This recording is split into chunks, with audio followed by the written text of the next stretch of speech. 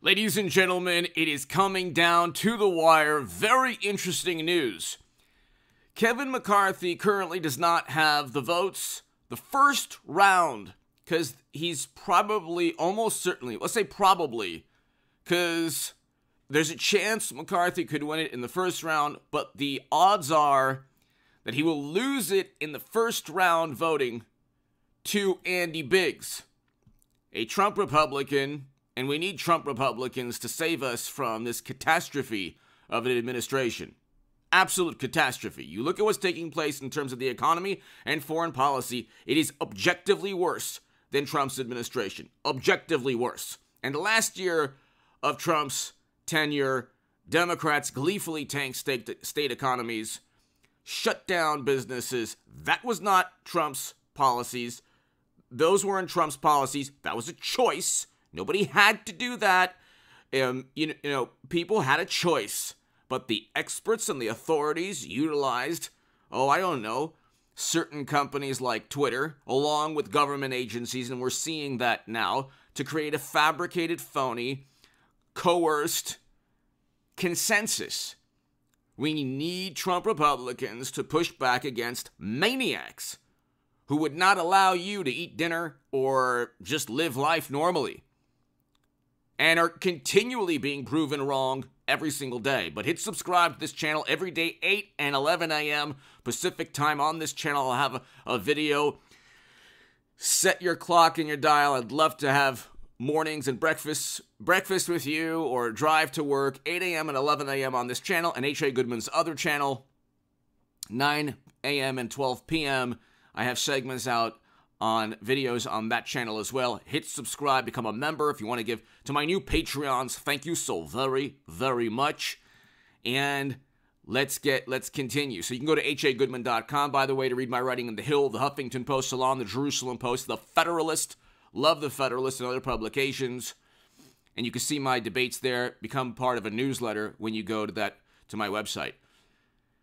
Andy Biggs has stated 6 hours ago, I do not believe he will ever get to McCarthy 218, and I refuse to assist him in his effort to get that support. So, Bob Good, congressman from Virginia, stated he will not support McCarthy. He stated also on Fox News that Andy Biggs could very well be, could take it away from McCarthy in the first round. In the second round, there could be somebody different from Andy Biggs, different from McCarthy. Could be Matt Gaetz, maybe Jim Jordan, maybe James Comer. I don't know. I have no clue, because Bob Good did not say. So, Representative Bob Good from Virginia did not say on Fox who would win the second round. Again, McCarthy could win the first round. I'm giving you all the different scenarios here. McCarthy could win the first round. He could lose the first round to Andy Biggs and then win the second round. He could lose the second round, so McCarthy could lose the first round and the second round to someone else. We have no clue who, okay? The interesting thing here is that this is one of the first moments in modern U.S. history, modern Republican Party history, where you have Trump Republicans actually battling and doing exactly what they have to do. Kevin McCarthy, like I said, if he becomes Speaker of the House, he will be a Trump Republican. We need those. There is nothing extreme about Trump Republicans. If you're a morally superior, highly educated, liberal Democrat watching here, there is nothing extreme. The good Republicans, Adam Kinzinger, voted over 90% of the time alongside Trump, backed him 90% of the time in Congress on bills, resolutions. I think he was okay with most of his executive orders.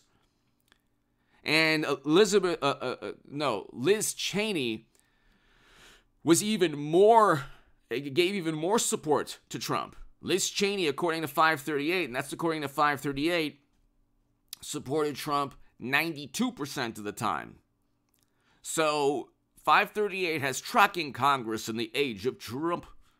Everything is so melodramatic and sensationalized. Not just, oh, what's their voting record? It's tracking Congress in the age of Trump. And so you get these Republicans like Liz Cheney, Adam Kinzinger. They were closer in terms of value system and policies and ideology to Trump than Mitt Romney was, than Jeff Flake was. Okay, so you look, if you're voting 90% of the time alongside Trump, there's no difference between Adam Kinzinger and Andy Biggs or Bob Good or Jim Jordan. The difference is you take January, that day, a terrible day, horrible day, but if you're silent about the entire summer, and I agree with why people demonstrated, I agree with why people demonstrated peacefully that entire summer. But 14,000 arrests and $1 to $2 billion in property damage, and you have Democrats paying bail for people who eventually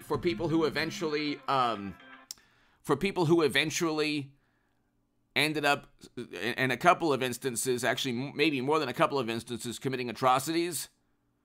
So you have a situation where $1 to $2 billion in property damage, 14,000 arrests, that entire summer, curfews, and 19 lives lost, according to Wikipedia. Curfews in every major city in this country, almost every major city.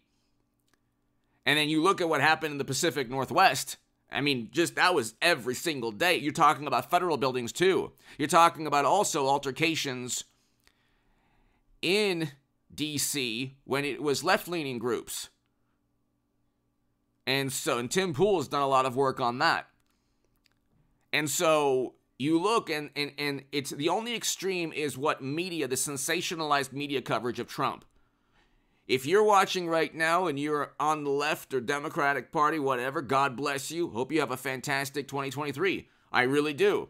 I want everyone, we're all Americans, to have a wonderful 23, okay? I don't want my feelings or emotions to be, to be tied to this tribalism, okay? I don't care who you vote for. God bless you, whether you're Democrat or Republican. God bless you and your families, and have a fantastic and safe 2023.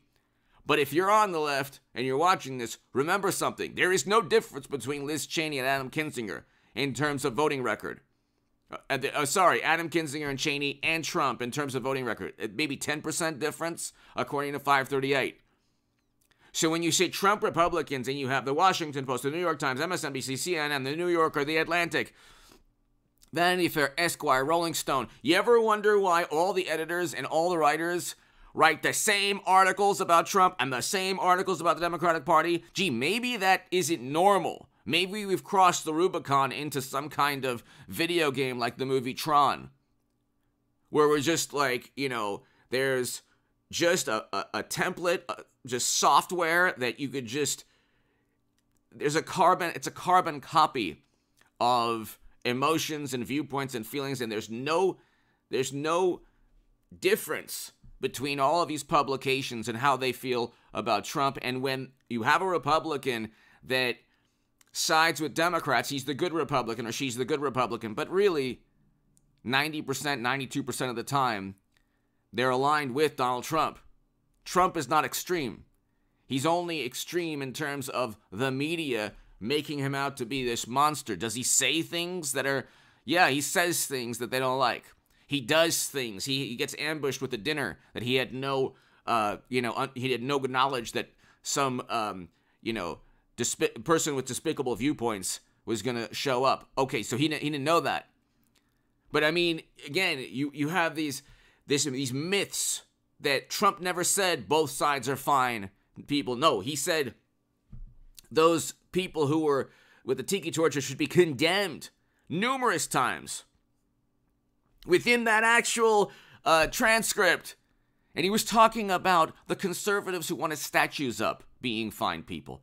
You can disagree with that all you like, but that's not what was told about Trump. He didn't clear Lafayette Square for a photo op. They found out it was supposed to be cleared before the photo op for some other reason, and he just took the picture.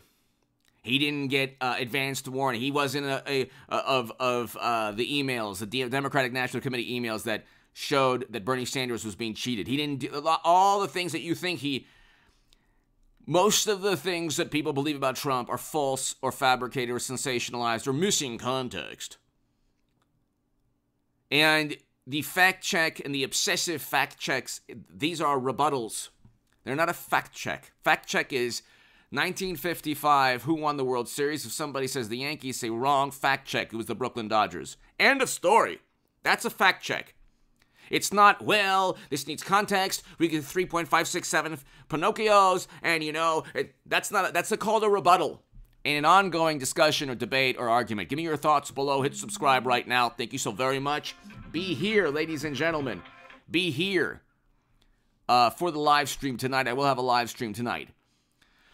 Thank you so very much. This is coming down to the wire.